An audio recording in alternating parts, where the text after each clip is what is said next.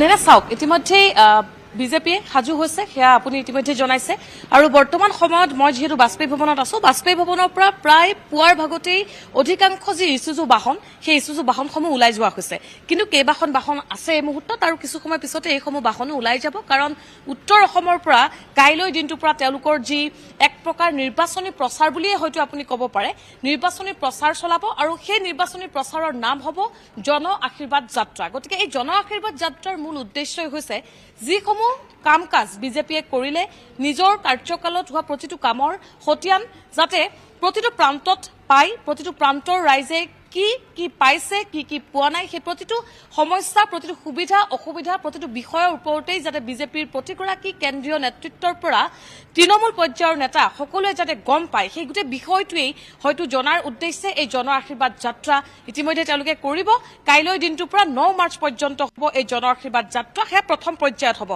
মোৰ সৈতে ৰূপম গোস্বামী ডাঙৰীয়া আছে মই এই বিষয় সন্দৰ্ভত তেওঁৰ পৰা কিছু মতামত লোৱাৰ চেষ্টা কৰিম কাইলৈৰ পৰা আপোনালোকৰ জন আশীৰ্বাদ যাত্ৰা ইতিমধ্যে আজি কেইবাখনো বাহন ওলাই গৈছে পুৱাৰ ভাগতে গতিকে এই গোটেই যাত্ৰাটো লৈ কিমান আশাবাদী বা এই যাত্ৰাটোৱে আগন্তুক নিৰ্বাচনত কেনেধৰণে প্ৰভাৱ পেলাব হয় মাননীয় মুখ্যমন্ত্ৰীৰ নেতৃত্বত কালি আমাৰ ঢেকিয়াজুলি গুপ্তেশ্বৰ মন্দিৰৰ পৰা আৰম্ভ হ'ব কালি 28 তাৰিখে ঢেকিয়াজুলি বৰচলা তেজপুৰ নদুৱাৰ আৰু ৰঙাপাৰা এইকেইটা সমষ্টি কালি কাভাৰ কৰিব তাৰ পৰৱৰ্তী সময়ত 1 তাৰিখে আছে আপোনাৰ জাগিৰোড মৰিগাঁও ৰহা নগাঁও বহমপুৰ আৰু 2 তাৰিখে আপোনাৰ আছে গহপুৰ বিহপুৰীয়া ৰঙানদী নাওবৈচা 3-4 যেহেতু হোলী আছে তাৰ বাবে আমি 3-4টো বাদ দিছোঁ আকৌ 5 তাৰিখে আৰম্ভ হ'ব ধেমাজি চিচি বৰগাঁও জোনাই তাৰপিছত 6 তাৰিখে হ'ব খোৱাং মাহমাৰা টিংখাং নাহৰকটীয়া আৰু দুলিয়াজান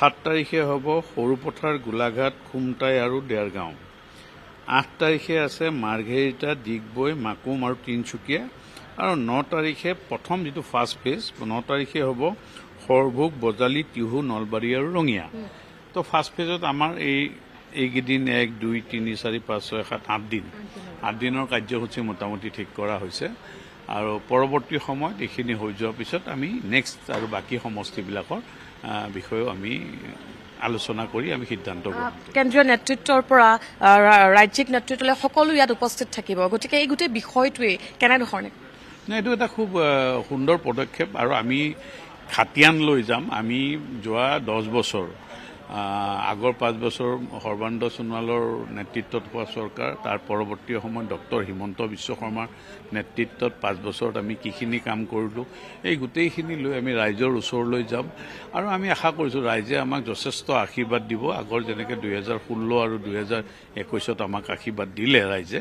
তেনেধৰণে এইবেলিও আমাক আশীৰ্বাদ দিব বুলি আমি দৃঢ় বিশ্বাস ধন্যবাদ জনাইছোঁ ইতিমধ্যে মই কৈছোঁৱেই চাওক যে এই যিসমূহ ইছুজু বাহন ইতিমধ্যে সাজু কৰি তোলা হৈছে মই কৈছোঁৱেই যে পুৱাৰ ভাগতেই প্ৰায় যথেষ্ট বাহন ইয়াৰ পৰা ওলাই গৈছে আৰু কেইবাখনো বাহন বৰ্তমান সময়ত ইয়াত আছে আৰু ঠিক সন্ধিয়াৰ ভাগত এইসমূহ বাহনো লৈ তেওঁলোকৰ যি প্ৰচাৰ সেই প্ৰচাৰ অভিযানত নামিব আৰু কেন্দ্ৰীয় নেতৃত্বৰ পৰা ৰাষ্ট্ৰীয় আচলতে ৰাজ্যিক পৰ্যায়ৰ যিসকল নেতা আছে মুখ্যমন্ত্ৰীয়ে হওক বা ৰাজ্যিক বিজেপিৰ সভাপতিয়ে হওক প্ৰতিগৰাকী মন্ত্ৰীয়েই হওক বা কেন্দ্ৰীয় মন্ত্ৰীসকলেই হওক সকলো কিন্তু এই যি প্ৰচাৰ এক প্ৰকাৰ প্ৰচাৰ অভিযানতেই নামি পৰিব আৰু প্ৰতিদিনেই তেওঁলোকৰ প্ৰায় 8 দিনৰ কাৰ্যসূচী গতিকে 8 দিনৰ কাৰ্যসূচীত কেনেধৰণে আচলতে সাজু কৰি তোলা হৈছে বাহনসমূহ সেয়া আমি দেখুৱাইছোঁ আৰু এই বাহনসমূহত উঠি আচলতে মুখ্যমন্ত্ৰীয়ে হওক বা কেন্দ্ৰীয় মন্ত্ৰী সকলেই হওক সকলোৱে আচলতে প্ৰচাৰ চলাব গতিকে বাহনখন মই অকণমান দীপুক দেখুৱাবলৈ অনুৰোধ জনাইছোঁ দীপু অকণমান যদি বাহনখন দেখুওৱা হয় যে সম্পূৰ্ণ সাজু হৈছে কাৰণ পুৱাৰ ভাগতেই কাইলৈৰ পৰা যিহেতু অনুষ্ঠিত হ'ব তেওঁলোকৰ জন আশীৰ্বাদ যাত্ৰা গতিকে আজিয়েই তেওঁলোকৰ বাহনসমূহ ইতিমধ্যে উত্তৰ অসম অভিমুখে ওলাই গৈছে আৰু প্ৰায় 8 দিনৰ কাৰ্যসূচী আৰু এই 8 দিনৰ কাৰ্যসূচীত ঢেকিয়াজুলি বৰচলা তেজপুৰ নদুৱাৰ ৰঙাপাৰাৰ পৰা প্ৰথম কাৰ্যসূচী তেওঁলোকৰ ৰূপায়ণ কৰা হ'ব তাৰপিছতেই তেওঁলোকৰ 1 মাৰ্চত তেওঁলোকে পুনৰ 1 মাৰ্চত হ'ব 1 মাৰ্চৰ পৰা 2 মাৰ্চ হ'ব তাৰপিছত 3-4 তেওঁলোকে কিছু স্থগিত ৰাখিব কাৰণ ফাকুৱা উৎসৱ গতিকে ৰাজ্যত ফাকুৱা উৎসৱৰো যথেষ্ট হয়তো প্ৰভাৱ পৰিব গতিকে সেই ফাকুৱাৰ সময়ছোৱাত তেওঁলোকে কোনো কাৰণতেই এই যি আশীৰ্বাদ যাত্ৰা সেয়া তেওঁলোকে নকৰে গতিকে পৰৱৰ্তী সময়ত সেই যি কাৰ্যসূচী পুনৰ তেওঁলোকে আকৌ চলাব 5 মাৰ্চৰ পৰা গতিকে 5, 6, 7 আৰু 7 মাৰ্চ 8 আৰু 9 মাৰ্চত অৰ্থাৎ যিহেতু কাইলৈৰ পৰা ঢেকীয়াজুলি বৰচলাৰ পৰা আৰম্ভ হ'ব আৰু সৰভোগ বজালি টিহু নলবাৰী কৰি ৰঙিয়াত তেওঁলোকৰ যি জন আশীৰ্বাদ যাত্ৰা আছে সেয়া অন্ত পৰিব। গতিকে এই 9টা দিনত সমগ্ৰ ৰাজ্যৰ যিখিনি স্থান তেওঁলোকে পাৰে প্ৰথম পৰ্যায়ত তেওঁলোকে জন আশীৰ্বাদ যাত্ৰাৰ জৰিয়তে সম্পূৰ্ণৰূপে ৰাইজৰ মাজলৈ যাব। ৰাইজৰ পৰা তেওঁলোকে ইতিমধ্যে মুখ্যমন্ত্ৰীগৰাকীয়ে নেনা কৈছে যে ৰাইজৰ পৰা আশীৰ্বাদ লোৱাই নহয়, ৰাইজৰ ওচৰত ক্ষমা প্ৰাৰ্থনাও তেওঁলোকে মাগিব। কাৰণ এই বিগত 10টা বছৰত যিসমূহ কাম তেওঁলোকে কৰিছে সেইসমূহ কামৰ তেওঁলোকে খতিয়ান দাঙি ধৰিব আৰু যিসমূহ কাম তেওঁলোকে কৰিব নোৱাৰিলে, যিসমূহ কাম তেওঁলোকে কৰিব পৰা নাই সেইসমূহ কামৰ কিন্তু তেওঁলোকে ক্ষমা বিচাৰিব। গতিকে সেই গোটেই বিষয়টো ইতিমধ্যে বিজেপিৰ নেতৃত্বই কৈছে আৰু আজি ঠিক সন্ধিয়াৰ ভাগত ৰাজ্যিক বিজেপিৰ কাৰ্যালয়ত মুখ্যমন্ত্ৰীগৰাকী উপস্থিত হ'ব। তেওঁলোকৰ যি নিৰ্বাচনী থিম ছং সেই থিম ছং মুকলি কৰিব। গতিকে প্ৰতিটো ক্ষেত্ৰত যাতে কোনো ধৰণৰ যাতে খুটি নাটি ৰৈ নাযায় সেই বিষয়ে হয়তো আলোচনা কৰিব। ৰাজকুমাৰ শৰ্মা আছে, মই অকণমান আপোনাৰ ওচৰলৈ আহিম কাৰণ যথেষ্ট ব্যস্ত আপুনি আছে। যিসমূহ বাহন ইতিমধ্যে ওলাই গৈছে আৰু কিছু বাহন হয়তো সন্ধিয়াৰ ভাগলৈ ওলাই যাব কাইলৈৰ বাবে। গতিকে কিমান দূৰ এই জন আশীৰ্বাদ যাত্ৰাই, কিমান দূৰ আপোনালোকে আশাবাদী এই জন আশীৰ্বাদ যাত্ৰাই কেনেধৰণে ইম্পেক্ট পেলাব ৰাইজৰ মাজত? আমাৰ যাত্ৰা কৰাৰ উদ্দেশ্য হ'ল যাত্ৰাটো চাবলৈ গ'লে চলি আছে। মুখ্যমন্ত্ৰী ডাঙৰীয়াই যথেষ্ট মিটিং কৰিছে, প্ৰত্যেক সমষ্টিৰ এটা মিটিং কৰিছে। আমি এটা ইলেকশ্যনৰ পাৰ্টিৰ ফালৰ পৰা আমি এটা আৰম্ভণি দিছোঁ। অহাকালিৰ পৰা যোনটো যাত্ৰা আৰম্ভ হ'ব ঢেকীয়াজুলিৰ পৰা, আমি চেষ্টা কৰিছোঁ পূৰা অসমত এটা প্ৰত্যেক সমষ্টিত মুখ্যমন্ত্ৰী ডাঙৰীয়া এই যাত্ৰাৰ মাধ্যমত প্ৰত্যেক মানুহক লগ পাই যায়। তাৰ কাৰণে আমাৰ এটা প্ৰগ্ৰাম বনোৱা গ'ল।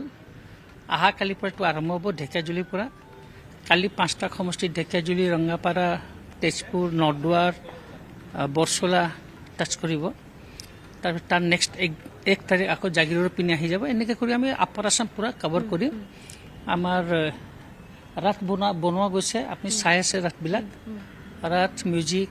তাৰপিছত ৰাস্তাত গৈ থাকিব কি ব্যৱস্থা থাকিব এই বাহন কেইখনত, বিশেষকৈ যেতিয়া হয়তো এইকেইখন বাহনত উঠিয়েই প্ৰচাৰো চলাব এক প্ৰকাৰে। গতিকে কিবা বিশেষ ব্যৱস্থা থাকিব নেকি?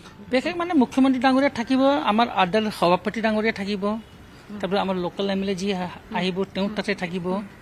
তাৰপিছত আমাৰ চাউণ্ড ছিষ্টেমো আছে, মিডিয়াৰ কাৰণেও গাড়ী দিছোঁ আমি। এনেকৈ ব্যৱস্থা কৰা গৈছে। আপুনি সন্মুখত মিডিয়াৰ গাড়ী থাকিব, তাৰ আগত চাউণ্ডৰ গাড়ী থাকিব। যদি কোনোবা এনেকৈ গাড়ী আমি ব্যৱস্থা কৰিছোঁ, যদি কোনোবা এটা জেগাত ভাষণ দিয়াৰ দৰকাৰ পৰে, মুখ্যমন্ত্ৰী ডাঙৰীয়া তাত গাড়ীৰ ওপৰত উঠিয়ে ভাষণ দি দিব পাৰিব। জনসভাৰ নিচিনাও ভাষণ গাড়ীৰ ওপৰতে হৈ যাব? আমাৰ আইডিয়াটো নাই, জনসভা কৰিম বুলি এনেকৈ প্ৰগ্ৰাম নাই। কিন্তু কি হয়, ধৰক কোনোবা জেগাত মানুহ গোট খাইছে, অলপ 2 আখৰ ক'ব লাগে মুখ্যমন্ত্ৰী ডাঙৰীয়াক 2 মিনিটৰ কাৰণে, তাৰ ব্যৱস্থাও কৰা গৈছে। গাড়ীখনৰ ওপৰতে চব কৰা গৈছে। আৰু ৰাতি পুৱা 9টা বজাত কালি আৰম্ভ হ'ব ঢেকীয়াজুলিৰ পৰা। ধন্যবাদ জনাইছো। মই দীপু অকণমান যদি আগলৈ আহোঁ, আমি আৰু দেখুৱাইছো কাৰণ এই মুহূৰ্তৰ কেনেধৰণে পুৱাৰ ভাগৰ পৰাই কেইবাখনো বাহন ওলাই গৈছে। মই কৈছো যে এইসমূহ বাহনতে যিহেতু উঠি মুখ্যমন্ত্ৰীয়ে হওক বা কেন্দ্ৰীয় মন্ত্ৰীগৰাকী থাকিব, পবিত্ৰ মাৰ্ঘেৰিটা থাকিব বা ৰাজ্যিক বিজেপিৰ সভাপতি থাকিব, কেন্দ্ৰীয় নেতৃত্বৰ পৰা তেওঁলোকৰ ৰাজ্যিক পৰ্যায়ৰ যিসকল নেতৃত্ব আছে বা স্থানীয় যিসকল বিধায়ক থাকিব, প্ৰতিটো সমষ্টিতেই যিহেতু তেওঁলোকে উত্তৰ অসমৰ পৰা আৰম্ভ কৰিব। গুপ্তেশ্বৰ মন্দিৰত তেওঁলোকে প্ৰথমেই গুপ্তেশ্বৰ দেৱালয়ত তেওঁলোকে আশীৰ্বাদ ল'ব আৰু আশীৰ্বাদ লৈয়ে তেওঁলোকৰ এই জন আশীৰ্বাদ যাত্ৰা আৰম্ভ কৰিব। গতিকে সেই সময়ছোৱাত যাতে কোনো ধৰণৰ অসুবিধা নহয়, প্ৰতিটো ব্যৱস্থা, প্ৰতিটো সা সুবিধা এই বাহনকেইখনত থাকিব। আৰু যদি এনেধৰণৰ হয়, কাৰণ মুখ্যমন্ত্ৰী যোৱাৰ লগে লগে হয়তো সকলোৱে এবাৰ ওচৰৰ পৰা চাব বিচাৰে, তেওঁলোকৰ সৈতে কথা পাতিব বিচাৰে।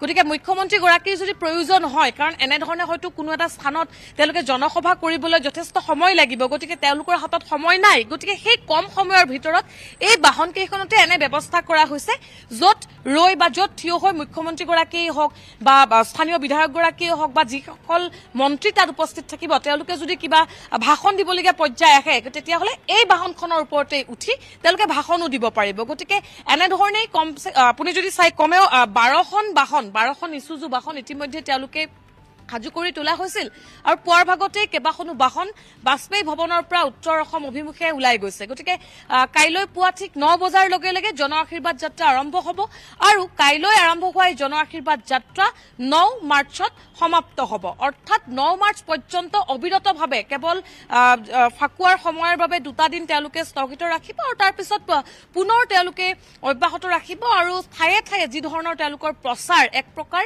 নিৰ্বাচনী প্ৰচাৰো হ'ব আৰু এই আশীৰ্বাদ যাত্ৰাৰ জৰিয়তে যিসকল সাধাৰণ লোক আছে, যিসকল জনসাধাৰণ আছে, যিসকল আচলতে ভোটাৰ, সেই ভোটাৰসকলৰ কাষ চাপিব বিজেপিৰ নেতৃত্বই।